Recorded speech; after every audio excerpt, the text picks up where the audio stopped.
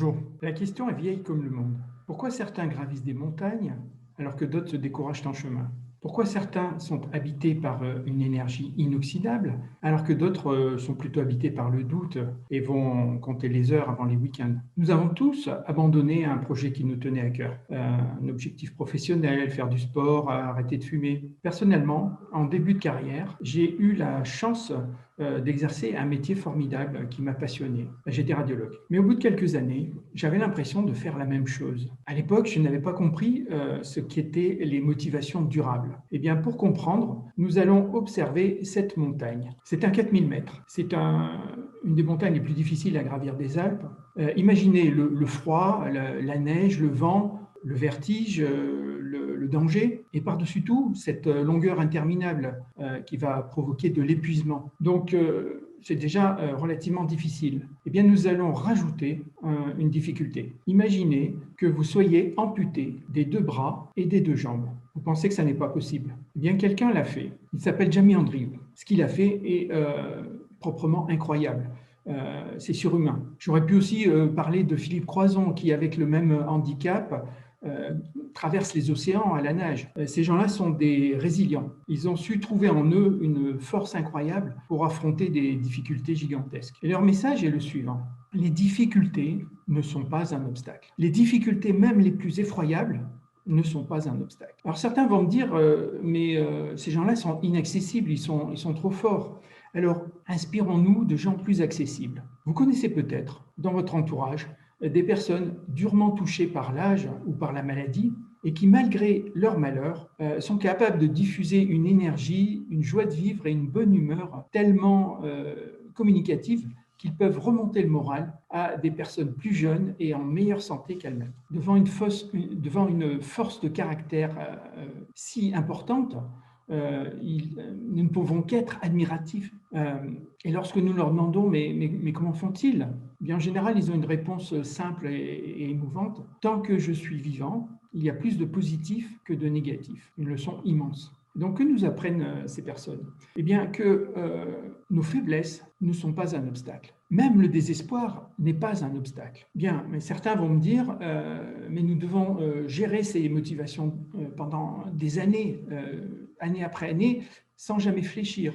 Comment faire? Eh bien, c'est là que les neurosciences vont nous donner un coup de pouce déterminant. À la base de toutes nos actions, de tous nos jugements, il y a les réseaux émotionnels. Et parmi ces réseaux, il y a les réseaux de la récompense. Ne vous arrêtez pas à la complexité de ce schéma. Il est là simplement pour nous montrer les liens entre les émotions et le mouvement. Eh bien, ce réseau va donc interpréter toutes les informations qui nous arrivent sur un mode j'aime ou je n'aime pas, j'ai envie d'avancer ou j'ai envie de fuir. Et ce réseau donc va évaluer une amélioration attendue. Et une amélioration attendue en français, ça s'appelle le désir. Donc c'est les réseaux de la motivation, le réseau de la récompense, le réseau du désir et le réseau du plaisir, tout cela est lié. Mais ce n'est pas tout. Vous voyez ce petit noyau rouge là au milieu, le noyau Koubas, et vous voyez qu'il est relié à une flèche jaune qui descend. Ce sont nos voies motrices. Et donc, ce réseau du désir et du plaisir est aussi relié à ce qui nous met en mouvement. Donc, ça n'est pas une vue de l'esprit de dire que nos émotions et notre motivation, c'est ce qui nous fait bouger. Donc, le mouvement, les émotions et le plaisir sont directement liés. Mais ce réseau a un défaut. Il a même un énorme défaut. C'est un tyran. Il en veut toujours plus. Toujours plus de chocolat, toujours plus d'alcool, toujours plus d'argent, toujours plus de likes sur les réseaux sociaux, toujours plus d'objets inutiles que nous accumulons chez nous. Alors, pourquoi tant d'avidité? Prenons un exemple. Vous êtes tranquille sur votre canapé, vous avez une journée devant vous avec un stock de délicieux gâteaux, vos bouteilles d'alcool préférées et un smartphone pour traîner toute la journée sur les réseaux sociaux. Eh bien, en théorie, vous avez tout ce qu'il faut pour être heureux, pour combler votre réseau de la récompense. Il n'y a que des choses qui vont combler ce réseau. Vous savez très bien qu'il n'en est rien. En fait, en fin de journée, au mieux, vous allez ressentir de l'ennui, au pire, une impression d'échec ou peut-être même de dégoût, ou alors encore plus grave, une envie d'y revenir. c'est-à-dire une addiction. Donc ce réseau a de l'avidité et en veut toujours plus. Et pour comprendre pourquoi, nous allons descendre au niveau du neurone. La fonction du neurone, c'est de transmettre l'information. Dès qu'il est stimulé, il transmet. Eh bien, si on le stimule toujours de la même façon, eh bien, au lieu de transmettre, il va s'arrêter de transmettre. Donc là, c'est bizarre. La fonction de neurone, c'est de transmettre, on le stimule et il s'arrête. Étonnant. En fait, c'est tout à fait logique. Depuis des millions d'années, les cerveaux des animaux et des humains se sont programmés pour survivre. Et pour survivre, il faut repérer les dangers, il faut repérer les ressources, les aliments, les occasions de se reproduire. Tout cela, c'est du mouvement. Donc les neurones ont appris à repérer le mouvement et toute situation stable, même positive, va passer au deuxième plan. C'est pour cela qu'au niveau de notre réseau de la récompense, même une satisfaction très haute, comme par exemple un gros salaire ou bien une belle villa, s'ils sont stables pendant plusieurs années, vous finirez par moins les voir et par voir plutôt les inconvénients. Donc, ce réseau en veut toujours plus et on peut étendre cette notion au couple. Imaginez que vous fassiez toujours les mêmes choses, que vous racontiez toujours les mêmes histoires. Il se peut qu'au bout de quelques années, s'installe une légère lassitude, voire même que vous ne finissiez par ne plus voir que les défauts de l'autre. Je ne sais pas si ça vous parle, mais cela peut évoquer quelque chose à certains d'entre nous. Donc ce réseau en veut toujours plus, et comment le contenter? Eh bien, nous allons faire appel à une propriété du réseau de la récompense que l'on voit ici s'activer en orange sur cette IRM, et cette propriété s'appelle la monnaie neuronale commune. Eh bien, qu'est-ce que cela signifie? C'est-à-dire que ce réseau va être stimulé par des sources extrêmement différentes, mais va avoir une réponse similaire pour ces sources différentes. C'est pour ça qu'on parle de monnaie neuronale commune. Alors les sources différentes, ça peut être de l'argent, ça peut être des chocolats, donc des sources matérielles, mais ça peut être aussi des satisfactions immatérielles, comme par exemple un sourire, donner ou recevoir un sourire, ou bien avoir l'impression d'avoir bien fait son travail. Donc là, on tient quelque chose d'intéressant. Les satisfactions matérielles, le chocolat, l'alcool, l'argent, eh bien, au bout d'un certain temps, ça va plafonner. On ne peut pas les multiplier à l'infini. Soit on a un plafonnement, soit même on a même des problèmes. Alors qu'un sourire, un travail bien fait, ben ça, on peut le renouveler tous les jours. Donc, comment trouver ces satisfactions immatérielles qui sont renouvelables? Eh bien, il y a plusieurs modèles. Un modèle est intéressant, celui de Richard Ryan et Edouard Deci, qui ont relié ces motivations personnelles, ils les ont appelées les motivations intrinsèques, puisqu'elles ne dépendent que de nous.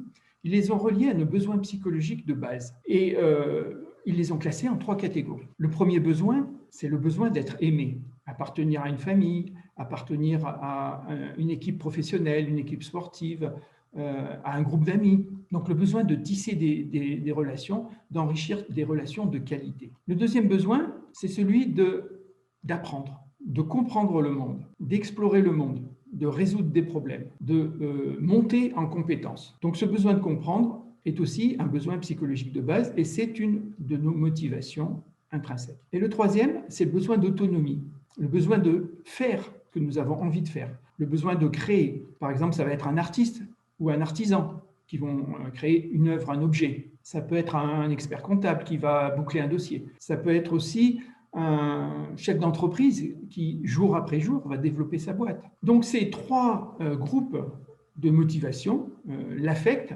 l'autonomie et la compétence, vont pouvoir nourrir notre besoin de sens, le besoin de trouver un sens à notre vie, que ce soit dans les actions de tous les jours ou pour des projets de vie. Nous avons besoin de trouver du sens. Et donc, ces 3 groupes de motivation intrinsèques vont pouvoir nourrir ce sens. D'autre part, ces motivations vont être conformes à nos valeurs, puisque, par définition, c'est nous qui les choisissons et c'est nous qui les déterminons. Pour simplifier, pour résumer, je les ai résumés en 3 verbes. Aimer, faire et comprendre. Mais derrière ces 3 verbes, vous allez mettre vos propres mots. D'abord parce que vous êtes unique. Vous seul savez les liens que vous avez envie de développer, ce que vous avez envie d'aimer, qui vous avez envie d'aimer. Vous seul savez ce qui vous fait plaisir d'apprendre. Vous seul savez ce que vous avez envie de créer jour après jour. Donc ces motivations, vous allez mettre vos propres mots. Mais également, vous allez vous en souvenir, vous allez les mémoriser. Pourquoi? Parce que ce n'est pas quand le soleil brille et que la route est droite que vous en aurez besoin. C'est en période de tempête, quand vous avez envie d'abandonner, quand vous êtes découragé, épuisé, quand vous doutez, quand vous êtes anxieux, c'est à ce moment-là qu'il va falloir vous rappeler ces 3 verbes et les mots que vous utilisez. Et face à une difficulté, vous verrez que vous aurez plus envie d'avancer. Alors, ces 3 groupes de motivation ont également 3 avantages. Le premier avantage, c'est qu'elles sont intrinsèques, et comme leur nom l'indique. Et donc, si elles sont intrinsèques, elles ne dépendent que de vous. Elles ne dépendent pas des difficultés extérieures. Il peut vous arriver les pires ennuis. Vous pouvez avoir les pires échecs. Des gens peuvent se détourner de vous. Eh bien, ces motivations sont toujours là. C'est votre force intérieure. Jamie Andriou et Philippe Croison le savent bien. Des problèmes, ils en ont affronté. Mais leurs motivations, elles étaient là. Donc, ces motivations vont pouvoir vous accompagner, quelles que soient les difficultés. Le deuxième avantage, et c'est l'immense mérite des neurosciences de nous le montrer, c'est que ces motivations sont renouvelables. Elles vont pouvoir alimenter ce tyran, cet ogre qui en veut toujours plus. Tous les jours, nous pouvons aimer plus, apprendre plus. Tous les jours, nous pouvons créer quelque chose qui nous fait plaisir. Donc, ces motivations vont être presque inépuisables. Tous les jours, nous pouvons trouver des motivations qui nous aident à avancer et qui nous aident à affronter les difficultés. Et le troisième groupe, ces motivations sont personnelles. Vous seul savez ce qui vous fait vibrer, ce qui vous enthousiasme, ce qui vous donne envie de sauter de joie, ou tout simplement ce qui vous intéresse et vous donne envie de progresser. Mais ça n'est pas si simple. Il va falloir aller en vous, rentrer en vous, plonger en vous, afin de déterminer quelles sont ces motivations profondes, celles qui vous donnent vraiment envie d'avancer. Il va falloir dépasser les motivations superficielles, matérielles. Et donc pour cela, c'est un vrai travail sur soi, comme nous l'indique le fronton du temple de Delphes, connais-toi toi-même. Ça n'est pas si simple, il faut vraiment prendre le temps de le faire et mettre vos propres mots. Donc finalement, pourquoi certains gravissent des montagnes? Eh bien, ils ont compris que face aux montagnes de difficultés, face aux montagnes d'efforts que nous avons tous à fournir dans nos vies, eh bien, il faut aller mobiliser des montagnes de désir et de plaisir de progresser, mais pas dans n'importe quelle direction. Progresser en aimant plus, progresser en créant plus et progresser en apprenant plus. Aimer, faire et comprendre. Rappelez-vous ces 3 verbes et utilisez-les face à chaque difficulté. Vous aurez plus envie d'avancer. Et pour terminer, si on met ces 3 verbes ensemble, aimer, faire, comprendre. Eh bien, aimer, faire comprendre des idées nouvelles, c'est exactement la motivation de toutes ces équipes de TEDx, tous ces bénévoles formidables qui travaillent pour ces journées TEDx. Mais c'est aussi ma motivation intrinsèque principale. C'est pour cela que je suis devant vous aujourd'hui et c'est pour cela que je vous remercie du fond du cœur.